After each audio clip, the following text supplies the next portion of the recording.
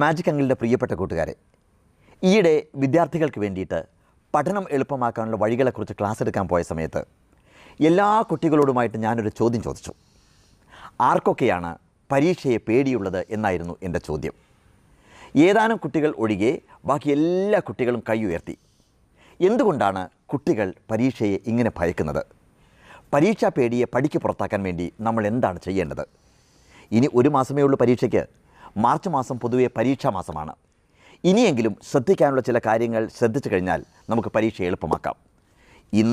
ഇപ്പോൾ ഇത് തുടങ്ങിക്കഴിഞ്ഞാൽ പരീക്ഷാ പേടിയെ നമുക്ക് പരീക്ഷാ പ്രേമമാക്കി മാറ്റാം. Are you ready for that? So start now.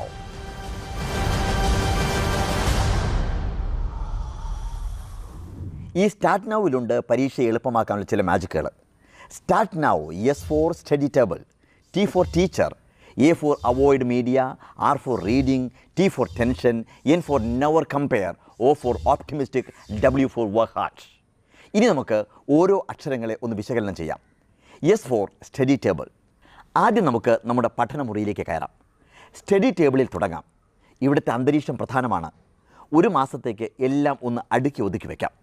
ഒരുപാട് പുസ്തകങ്ങൾ മേശപ്പുറത്ത് അലസമായി കുമിഞ്ഞുകൂടി കിടക്കുന്നത് നമ്മുടെ മനസ്സിന് വല്ലാത്ത ഭാരമുണ്ടാക്കും. ഇത്രയും ഞാൻ പഠിച്ചു തീർക്കണമല്ലോ എന്നുള്ള ചിന്ത നമ്മളെ അസ്വസ്ഥമാക്കും. ഓരോ ദിവസവും പഠനം കഴിഞ്ഞ് പുസ്തകങ്ങൾ അടുക്കി ഒതുക്കി വെച്ച് ഉറങ്ങാൻ പോകാം. കാരണം രാവിലെ ആദ്യം തന്നെ ഒരു നെഗറ്റീവ് മൂഡിൽ തുടങ്ങേണ്ട കാര്യമില്ലല്ലോ. പ്രിയപ്പെട്ട ക്രിക്കറ്റ് താരങ്ങളുടെയും സിനിമാ താരങ്ങളുടെയും ഒക്കെ പടങ്ങൾ മേശപ്പുറത്തോ ചുമരിലോ ഒക്കെ ഒട്ടിച്ചു വെച്ചിട്ടുണ്ടെങ്കിൽ തൽക്കാലത്തേക്ക് അത് ഒന്ന് എടുത്തു മാറ്റാം. ഇനി ഒരു മാസം ശ്രദ്ധയെ പല വഴിക്ക് വിടാനുള്ള സമയം ഇല്ല നമുക്ക്. ഇനി ടി ഫോർ ടീച്ചർ. ഇവിടെ വിദ്യാർത്ഥികൾ ഒരു ടീച്ചറുടെ റോളിലേക്ക് മാറുക എന്നുള്ളതാണ് ഉദ്ദേശിച്ചത്.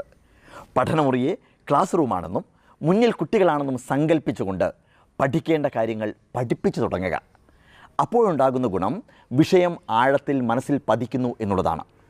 ഓരോ പാഠഭാഗവും ഭാവനയിലൂടെ, അതായത് ചിന്തകളിൽ ചിത്രങ്ങൾ വരച്ചുകൊണ്ട് വേണം പഠിപ്പിക്കേണ്ടത്.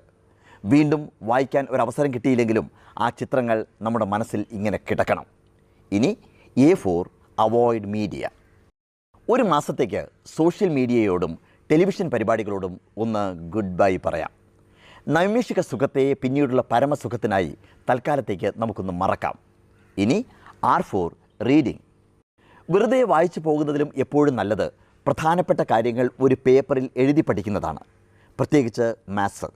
നേരത്തെ പറഞ്ഞതുപോലെ ഒരു അധ്യാപകനെ പോലെ നടന്നും ആക്ഷൻ കാട്ടിയുമൊക്കെ ഇങ്ങനെ വായിക്കണം. കുറേ നേരം തുടർച്ചയായി വായിക്കരുത്. അങ്ങനെ വരുന്ന സമയത്ത് ഇടവേളകളിൽ 10 മിനിറ്റ് നേരത്തേക്ക് ഇഷ്ടമുള്ള ഏതെങ്കിലും മറ്റൊരു പുസ്തകം വായിക്കണം. പാട്ട് പാടാം, നൃത്തം ചെയ്യാം, തലച്ചോറിന് ഒരു ചെറിയ റിലീഫ്. അത്രയേ ഞാൻ ഉദ്ദേശിച്ചുള്ളൂ. ഇനിയാണ് ടി ഫോർ ടെൻഷൻ. ഇതിനെയാണ് പരീക്ഷാ പേടി എന്ന് പറയുന്നത്. ഈ സ്ട്രെസ്സിനെ പുകച്ച് പുറത്ത് കളഞ്ഞില്ലെങ്കിൽ ആകെ കുഴപ്പമാവും. നിങ്ങൾ എത്രയൊക്കെ പഠിച്ചു കഴിഞ്ഞാലും ഇവൻ കടന്നുകൂടി കഴിഞ്ഞാൽ ഒരു നിമിഷം കൊണ്ട് പഠിച്ചതെല്ലാം അപ്രത്യക്ഷമാവും. ഇപ്പോഴേ പഠിക്കാനുള്ളതെല്ലാം തീർത്തു വെച്ച് കഴിഞ്ഞാൽ പരീക്ഷ തലേന്ന് ഒന്നും പഠിച്ചില്ലെന്ന് തോന്നൽ ഒഴിവാക്കാൻ സാധിക്കും.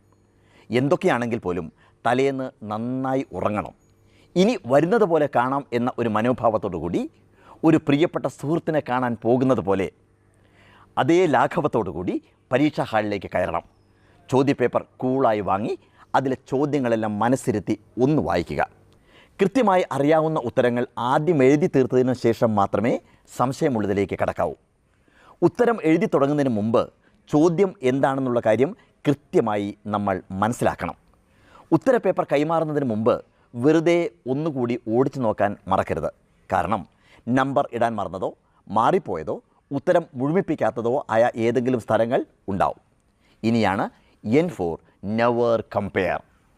ഉത്തരപേപ്പർ കൊടുത്ത് പുറത്തിറങ്ങിക്കഴിഞ്ഞാൽ പൊതുവേ കുട്ടികളിൽ കാണുന്ന ഒരു ശീലമാണ് ചോദ്യപേപ്പർ വെച്ചുകൊണ്ട് മറ്റുള്ള കൂട്ടുകാരുമായി ചേർന്നുള്ളൊരു താരതമ്യം ചെയ്യൽ. ഇതുകൊണ്ട് ഒരു നേട്ടവും ഇല്ല എന്നുള്ളത് മാത്രമല്ല, നിങ്ങൾ കൂടുതൽ അസ്വസ്ഥരാകുമെന്നുള്ള കാര്യം മാത്രമേ ഫലമുള്ളൂ. കഴിഞ്ഞത് കഴിഞ്ഞതാണ്. ഇനി അടുത്ത പരീക്ഷ അതായിരിക്കണം നമ്മുടെ മനോഭാവം. ഇനിയാണ് O for optimistic. Be optimistic always. ഞാൻ ഒന്നും പഠിച്ചില്ലെന്നും ഞാൻ പഠിച്ചതൊന്നും പരീക്ഷയ്ക്ക് വരികയില്ലെന്നും എനിക്ക് എന്നും കഷ്ടകാലമാണ് എന്നുമൊക്കെ പറഞ്ഞ് എപ്പോഴും ഒരുപാട് പരിഭവം പറയുന്ന ആളുകളുണ്ട്. അങ്ങനെയുള്ളവർക്ക് അതേ സംഭവിക്കൂ. പോസിറ്റീവായിട്ട് കാര്യങ്ങളെ കാണാൻ കഴിയണം. പൗലോ കൊയ്ലോ പറഞ്ഞ കാര്യങ്ങൾ ഓർമ്മയുണ്ടല്ലോ. ഇനി W ഫോർ വർക്ക് ഹാർഡ്. കഠിനാധ്വാനം തന്നെയാണ് ഏതൊരു വിജയത്തിൻ്റെയും അടിസ്ഥാനം. പരീക്ഷയിലെ വിജയത്തിൻ്റെയും അടിസ്ഥാനം മറ്റൊന്നല്ല. അതുകൊണ്ട് ആദ്യം പറഞ്ഞതുപോലെ ഇന്ന് ഇപ്പോൾ നമുക്ക് തുടങ്ങാം. ഒരു മാസത്തേക്ക് ഇത്തിരി കഠിനാധ്വാനം ചെയ്യാം. റിസൾട്ട് വരുന്ന സമയത്ത് അതിൻ്റെ അനുഭൂതി നമുക്ക് ആസ്വദിക്കാം. So start now.